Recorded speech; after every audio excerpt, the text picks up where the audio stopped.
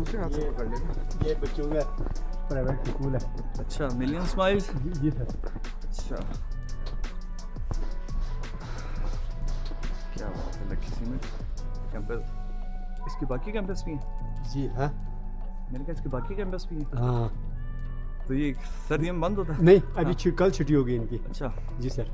तो वैसे खुला रहता है? हाँ खुला होता है। बाहर को अभी हमारे सीजन जो है ना वो बर्फ़ों में होता है, छुट्टियाँ बर्फ़ों में होती हैं। हाँ हाँ हाँ। क्योंकि वो गर्मी में वहाँ छुट्टियाँ नहीं करते, क्योंकि आजकल ठंडा होता है मौसम, हाँ, हाँ, हाँ, इसलिए हमारी मजबूरियाँ होती हैं। हाँ, हाँ, हाँ, हाँ। क्या बात है, टायर गेस्ट हाउस का इधर भी लगा इधर भी बोर्ड लगा हुआ है। आ गए आप। लगता है ये पिज्जा इधर आप भी बना रहे हैं कि और भी बना रहे नहीं, हैं? कोई नहीं बनाता। कोई नहीं बनाता? पूरे एरिया में कोई नहीं बनाता। क्या बात है। ये केल में भी नहीं बनाते हैं। अच्छा, जी सर। अभी अगर आपको आधा से पुल है ना, ये रोड लेकर जाएं, ठीक है। वापसी अगर आना है ना, हाँ। इसी सर से तो